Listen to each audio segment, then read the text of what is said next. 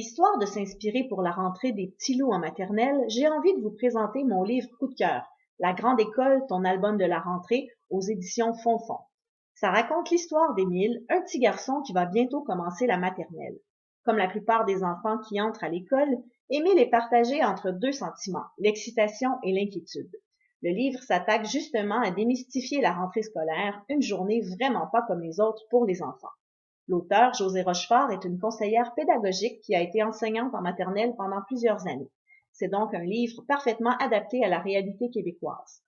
Tout le monde autour d'Émile lui parle de la maternelle. Et comme Émile déborde d'imagination, il s'imagine toutes sortes de choses à propos de la maternelle. Par exemple, quand sa tante lui dit qu'à l'école, il aura des amis de tous les âges, Émile s'imagine en train de jouer au ballon avec un bébé et avec un vieillard. Ce qui est amusant, c'est que les pensées d'Émile ne sont pas toujours verbalisées. C'est plutôt grâce aux images que le lecteur comprend ce qu'Émile a en tête, et les illustrations de Jean Morin sont réussies. La grand-mère d'Émile le trouve chanceux car à l'école, lui dit-elle, il aura des amis tous différents. Il n'en faut pas plus pour qu'Émile s'imagine en train de faire un casse-tête avec ses amis licornes, super-héros et extraterrestres. On lui a dit que les enseignantes de maternelle pouvaient être très colorées. Il s'imagine alors des enseignantes vraiment spéciales. Le livre aborde plusieurs craintes que les enfants peuvent avoir, comme la peur de se perdre dans une grande école ou encore la crainte de devoir monter seul à bord de l'autobus scolaire pour la première fois. Pour Émile, le grand jour arrive enfin. Il fait sa vraie rentrée scolaire et rencontre son enseignante très accueillante et beaucoup plus normale que ce qu'il avait imaginé. Puis vient la routine et les activités en classe et le premier contact avec les nouveaux amis, et tout se passe bien. À la fin du livre, on trouve même des idées de questions à poser aux enfants sur leurs attentes et leurs craintes face à la maternelle. Bref, c'est un livre très bien conçu pour dédramatiser l'entrée en maternelle. Merci beaucoup, Marlène. Moi, maintenant, je vais vous parler du livre L'autobus scolaire, écrit par Marie-Danielle Croteau et Sophie Casson, qui est en lien avec la rentrée. C'est l'histoire de Jérémy qui comprend tout croche. Là, il a super peur de sa première journée d'école parce qu'il a entendu qu'elle est rentrée dans l'autobus scolaire. Sa grand-mère lui a aussi dit que les enfants allaient être tirés à 4 épingles. Là, Jérémy se voit tirer à 4 épingles, des épingles dans les oreilles, des épingles dans les jambes. Là, sa mère lui dit aussi que s'il n'est pas capable de répondre aux questions, il donnera sa langue au chat. Mais là, il se voit avec le chat. Le chat qui est en train d'y enlever sa langue, là, il a super peur. On lui dit aussi des fois, mais non, si tu vas devoir briser la glace. Là, lui, il s'en va à patinoire, il essaie de briser la glace. Il tombe sur ses fesses, il n'est pas capable de briser la glace. On lui dit aussi qu'il va falloir qu'il prenne le taureau par les cornes. Là, Jérémy dit, OK, là, il faut que je trouve un taureau, il faut que je monte dessus avec un petit escabeau, il faut que je me tienne dessus. Voyons donc, l'école, c'est pas fait pour moi. On lui dit aussi, mais non, t'es un petit garçon intelligent, tu tireras ton épingle du jeu. Là, il dit, moi, je sais pas, l'épingle est dans quel jeu. OK, là, il fouille dans son bac à jouets, il trouve pas le jeu, l'épingle. Oh, il dit, mais là, dors sur tes deux oreilles, Jérémy. Là, il est pas capable de dormir, lui, sur ses deux oreilles. Il tourne de droite à gauche, de droite à gauche, de droite à gauche. Là, il a tellement peur de rentrer dans l'autobus scolaire qu'il dit à sa mère, ben, on pourrait prendre un taxi. Hein. Mais là, sa mère lui dit, ben là, ça va me coûter les yeux de la tête. Là, il voit les yeux sortir de la tête de sa mère, puis qu'il paye le chauffeur. Là, il est triste. Finalement, il se rend compte que l'autobus, c'est pas si pire que ça. Le chauffeur est bien gentil. Puis là,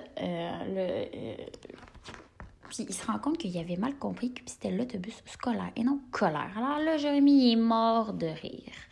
Donc, moi, j'ai trouvé que c'était un album extrêmement drôle. On image bien les expressions qu'on utilise au quotidien. Moi, je me suis mis dans la peau de Jérémy lorsque j'étais petite, puis je pense qu'il y a plusieurs enfants qui peuvent le vivre ainsi. Là, des fois, les expressions qu'on utilise sont un petit peu étranges, puis là, on les explique bien avec l'imagination de Jérémy. Donc, je le conseille à tout le monde. Merci. Merci Maud pour ce beau livre. Je pense bien l'utiliser avec mes élèves dans quelques jours. Sinon, chers collègues, moi, le livre que je vais vous présenter aujourd'hui, c'est L'école, ça sert à quoi? Alors, le résumé, c'est Torino a horreur d'aller à l'école. Il ne comprend pas à quoi ça sert. Il n'écoute pas, il embête tout le monde. Alors, ses amis en ont assez et ils vont lui faire découvrir que l'école, c'est intéressant et que l'on apprend plein de choses. Alors, on voit au début de l'histoire que Torino est très fâché d'entrer à la maternelle. Quand il arrive, justement, et que c'est la récréation, bien, il refuse de rentrer, il se cache dans les balançoires. Il va voler les jouets de ses amis. pendant le jeu, il va voler le toutou d'un élève pendant la sieste et il fait des bêtises. Mais là, la maîtresse lui enseigne une chanson durant la journée et elle dit « Tu pourras la chanter à ton papa ».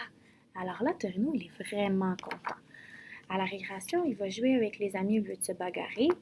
Il va participer à une activité pour planter des fleurs pour sa maman et il va s'appliquer à essayer d'apprendre quelques lettres pour un jour pouvoir lire une histoire à sa sœur. Alors à la fin de la journée, Torino est vraiment heureux et il dit à son père qu'il veut être le premier à embrasser la maîtresse le lendemain matin. Donc en fait, cette histoire-là, elle est bonne pour les élèves parce que ça modélise les comportements auxquels on s'attend dans une classe. Et c'est aussi très bon pour les enseignants parce que ça nous rappelle comment c'est important de rendre les activités signifiantes pour les élèves.